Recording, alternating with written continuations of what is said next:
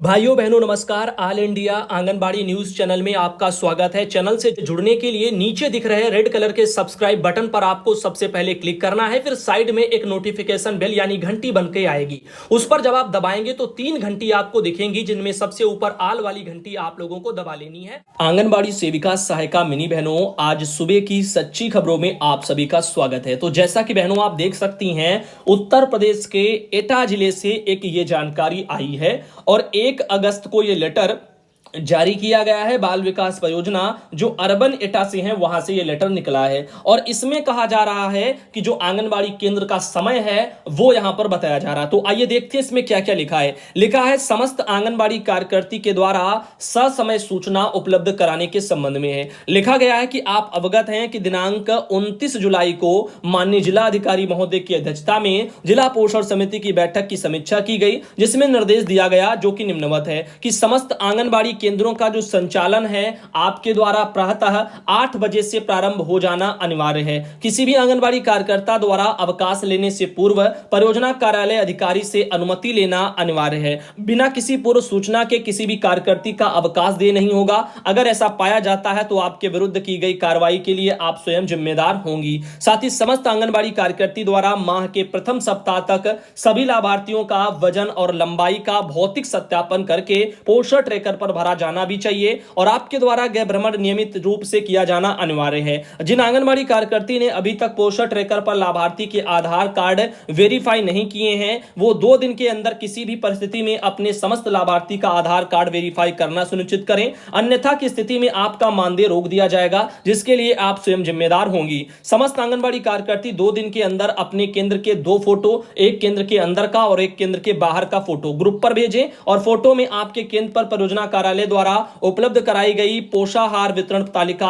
अवश्य चस्पा होनी चाहिए एवं फोटो भेजते समय अपने केंद्र का नाम, केंद्र का कोड, केंद्र का संचालन स्थल जैसे किराए का भवन या प्राथमिक विद्यालय या विभागीय भवन, ये सब लिखना भी अनिवार्य है। तो ये सब सूचनाओं को यहां पर जो है बोला जा रहा। अब ये सूचनाएं क्यों ली जा रही? काफी सूचनाएं तो ऐसी हैं जो आपकी जियो टैगिंग से जुड़ी हुई हैं, तो यहां पर वो समय पर शायद किया नहीं गया होगा इनके ब्लॉक में, इसलिए ये सब बताया जा रहा। तो अभी ध्यान देना, काम को कर लो, अन्यथा मानदेय रुक जाएगा, सेवा समाप्ति भी हो सकती है, क्योंकि ये बहुत ही ताबड़तोड़ तरीके से काम आगे चल रहे हैं। अरुणा बहन आती एटा से जिन्होंने जानकारी भेजी है, तो आप सब बहनें इसको देखें और ध्यानपूर्वक अपना कार्य कर लें। वहीं पर आप देख सकते हैं कि हमारे पास जानकारी आई है जो कि आज हम इस वीडियो में बात करेंगे, जो है यहां पर बाल सेवा योजना के बारे में। हो सकता है बहनों आप सबको अगर इसका नॉलेज होगा तो आपके कारण बहुत सारे जो अनाथ बच्चे हैं उनको कोई ना कोई लाभ मिल जाएगा जो सरकार के स्तर से प्रस्तावित है। तो आइए देखते हैं बाल सेवा योजना क्या है और कैसे कैसे सब क्या करना होता है। तो ये रहा पहली बात, तो फॉर्म जो कि महिला कल्याण विभाग उत्तर प्रदेश जो है मुख्यमंत्री बाल सेवा योजना,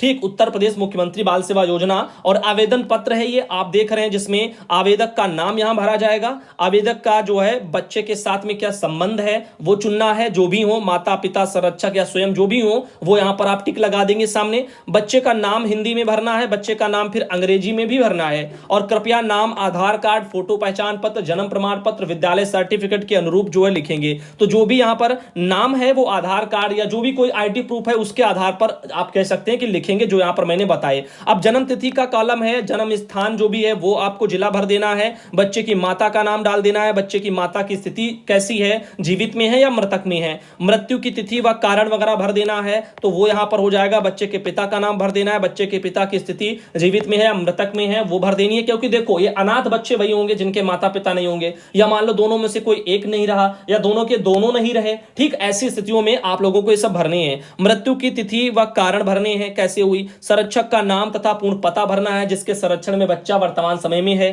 ठीक, संरक्षक का जो है बच्चे से संबंध क्या है, क्या लाभार्थी का परिवार उत्तर प्रदेश का निवासी है कि नहीं है, स्थायी पता भरना है, पिन कोड भरना है, और निवास प्रमाण पत्र, ration card, Aadhaar card, voter ID, driving licence, passport, जीवन बीमा पॉलिसी, गैस कनेक्शन बुक, विद्युत बिल, जल कर रसीद या गृह कर रसीद या टेलीफोन बिल या बैंक पासबुक, इनमें से कोई भी एक आप जो है यहां पर आईडी के तौर पर लगा सकते हैं, ठीक। अब देखिए वर्तमान पता, यहाँ पर ये सब लिखा हुआ जो भी है अपना वो सब भर लेना। यहाँ पर सब कॉलम आगे दिए हुए हैं। और संरक्षक के परिवार की जो वार्षिक आय है वो 3 लाख रुपए से कम है। ठीक, माता पिता दोनों की मृत्यु होने की स्थिति में ये लागू नहीं होगी। अगर मान लीजिएगा दोनों के दोनों डेथ हो गई, माता और पिता दोनों की, तो जो भी संरक्षक है उसकी आय चाहे 3 लाख हो, चाहे 3 से ज्यादा भी हो, 4 भी हो, तब भी कोई दिक्कत नहीं। उसकी इस सिचुएशन में आय वाला ये सिस्टम लागू नहीं होगा, ध्यान देना। ठीक, अब बाकी वाले जगह कोई एक की डेथ हो गई है और एक घर में है माता पिता में से कोई एक, तो ऐसे में ये लागू होगा। और 3 लाख से अगर कम है तो यहां पर लाभ मिलेगा, 3 से ज्यादा अगर सालाना इनकम है तो फिर नहीं मिलेगा।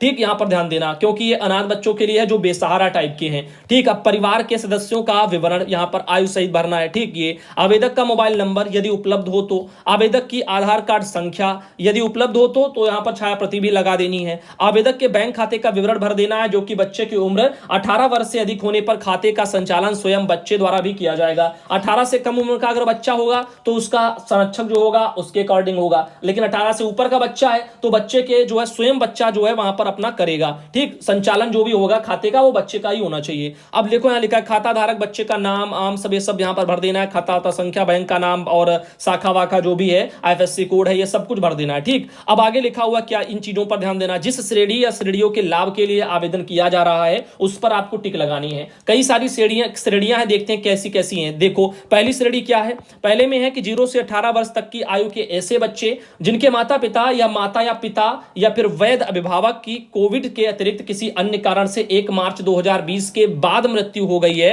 उस सिचुएशन में इसको लगाना है। 18 से 23 वर्ष की आयु के ऐसे किशोर जिनके माता या पिता या दोनों या वैध अभिभावक की मृत्यु कोविड के अतिरिक्त किसी अन्य कारण से हो गई है, उनको कक्षा 12 तक शिक्षा पूर्ण करने के उपरांत राजकीय महाविद्यालय या विश्वविद्यालय अथवा तकनीकी संस्थान में स्नातक डिग्री या डिप्लोमा प्राप्त करने वाले, नीट या जेई या आपका सीलेट वगैरह जैसे राष्ट्रीय एवं जो यहाँ पर राज्य स्तरीय जो प्रतियोगिताएं हैं वो परीक्षाएं उत्तीर्ण करने के लिए मेधावी छात्रों को 23 वर्ष की आयु पूरी होने पर स्नातक शिक्षा अथवा मान्यता प्राप्त तकनीकी संस्थान से डिप्लोमा प्राप्त करने में जो है पहले हो, उसकी सिचुएशन में अगर आप हो तो इसमें टिक करोगे। उत्तर प्रदेश मुख्यमंत्री बाल सेवा योजना के अंतर्गत लाभ प्राप्त कर रहे ऐसे बच्चे जो 18 वर्ष की आयु पूरी करने के उपरांत कक्षा 12 तथा शिक्षा पूर्ण करने के बाद भी राजकीय महाविद्यालय, विश्वविद्यालय, तकनीकी संस्थान इनसे स्नातक डिग्री अथवा डिप्लोमा प्राप्त करने, जैसे कि नीट जेई ये सब जो है, और इनमें जो है राज्य स्तरीय प्रतियोगिता परीक्षाओं के लिए छात्रों को 23 वर्ष की आयु पूरी होने पर स्नातक शिक्षा अथवा मान्यता प्राप्त तकनीकी संस्थान से डिप्लोमा प्राप्त करने में जो भी पहले हो,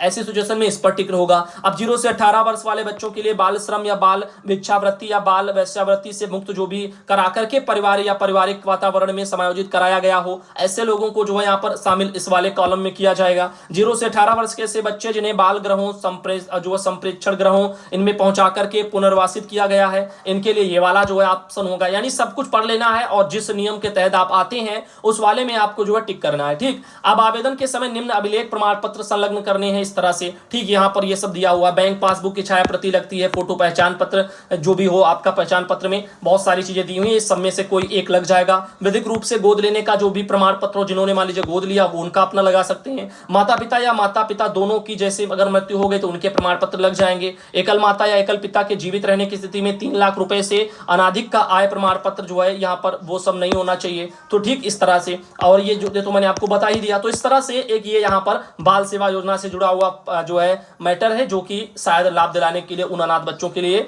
ठीक रहेगा। घोषणा पत्र में भी सब लिखना होता है इस तरह से। ठीक, और यहाँ शपथ के बाद हस्ताक्षर वच्चाक्षर सब हो जाते हैं, इस तरह से ये सब करना पड़ता है। ठीक, और घोषणा मैं करता हूँ या ऐसे सबके सब कुछ है कि मैं जो भी है वो सब भरना। और यहाँ पर लिखा आवेदन पत्र, इस घोषणा पत्र में मेरे द्वारा दिया गया समस्त विवरण मेरी जानकारी व विश्वास से पूर्णतः सही है। यदि किसी भी समय पाया जाता है तो मेरे द्वारा दिया गया जो है विवरण गलत है तो मेरे द्वारा प्राप्त की गई संपूर्ण अनुदान की राशि राजस्व देय की तरह वसूल कर ली जाए। इस तरह से करके ये एक जो है यहाँ पर घोषणा पत्र भी यहाँ पर वो करवा लेते हैं। बाकी दोस्तों लास्ट में आप सबसे एक बात जरूर कहना चाहेंगे, हमारे पास ये भी आदेश आया हुआ है जो कि है आपका अभी जो हर घर तिरंगा कार्यक्रम मनाया जाएगा 13 से लेकर के आप लोगों का 15 या 17 अगस्त तक सब कुछ चलेगा। तो ऐसे में जो है आप लोगों को क्या करना है, तो 11 से 17 अगस्त के बीच में दरअसल आप लोगों को एक श्रृंखला टाइप की बना लेनी है और हर घर में तिरंगे लहराए जाएंगे 11 से लेकर के 17 के बीच में। अभी आप लोगों को क्या करना है, अभी जैसा कि मैंने व्हाट्सएप पर आप सबने देखा होगा, जो भी जुड़े हैं भाई बहन, जो भी मैंने डीपी लगाई हुई है तिरंगा वाली वो सब लोगों को लगा लेनी है, क्योंकि हर जगह तिरंगा ही तिरंगा दिखना चाहिए इस बार। हर साल तो आप सब कुछ मनाते हो, इस बार थोड़ा अलग तरीके से मनाया जाए तो ज्यादा बेटर रहेगा। तो फिलहाल के लिए यहां पर ये सब राष्ट्रीय ध्वज के बारे में कैसे फहराना है उसके बारे में सब चीजें दी हुई हैं। आइए एक बार जानने का प्रयास करते हैं। लिखा हुआ है कि राष्ट्रीय ध्वज को किसी भी दशा में अपमानित ना करें। ठीक, यहां पर ध्यान देना। तिरंगे का इस्तेमाल किसी अन्य कार्य में, जैसे कि पोशाक है, वर्दी है, तकिया है, कवर है, रुमाल है, चादर है, नेपकिन है, इन चीजों में प्रयोग बिल्कुल भी ना करें।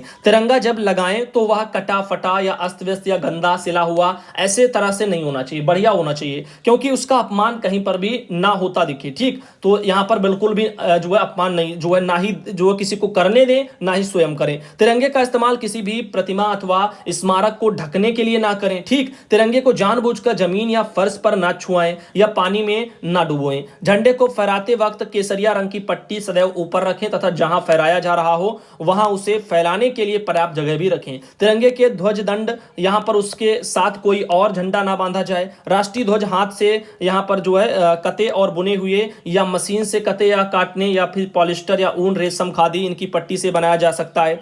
राष्ट्रीय ध्वज की लंबाई और ऊंचाई चौड़ाई वो सब जो अनुपात है वो 3:2 का होना चाहिए। ठीक, इस तरह से यहां पर चीजें हैं। तो राष्ट्र प्रेम की भावना को जागृत करना है और इसीलिए इस बार आप लोगों को हर घर तिरंगा कार्यक्रम 11 से 17 अगस्त तक मनाना है। इसी बीच आप लोगों को क्या करना होगा, जो भी आंगनबाड़ी बहनें वीडियो देख रही हैं, आपसे तो विभाग ने पैसे ले लिए हैं और आप सबको वो झंडा मुहैया कराएंगे। बाकी जो है आप लोगों को क्या करना है, जो कर सकते हैं स्वयं से, वो बस एक डीपी आप लोग अपनी जो है व्हाट्सएप पर भी, जहां जहां जो भी सोशल मीडिया यूज करते हो हर जगह डीपी तिरंगा वाली ही लगा लीजिए। अभी भी काफी टाइम है, बढ़िया तरीके से मनाएंगे। कौन सा, देखो पूरी जिंदगी तो आप लोगों को अपनी पूरे साल भर अपनी फोटो लगाए रखते हो, तो इस बार कम से कम इसकी ही सही। तो इस बार सब डीपी बदल दी गई हैं और सब लोग डीपी इस बार तिरंगे की ही लगा रहे हैं। हमारी तो जो है कल से ही चेंज हो चुकी है, आप सब चाहें तो चेंज कर सकते हैं। बाकी किसी से मैं कोई जबरदस्ती तो कर नहीं सकता, बस आप लोगों से कह सकता हूं और वो जैसा आप लोगों को ठीक लगे। बाकी तो मैं एक बार व्हाट्सएप पर कह चुका हूं, काफी लोगों ने किया और काफी लोगों ने बस देख करके इग्नोर कर दिया। ठीक है, तो जो भी है, जैसी जिनकी सोच है वो